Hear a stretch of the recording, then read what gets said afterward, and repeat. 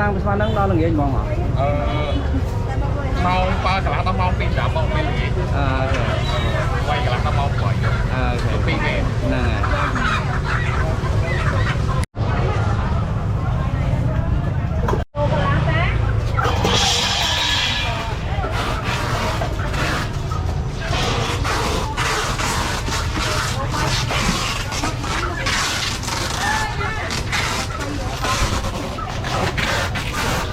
ខារីវីដេ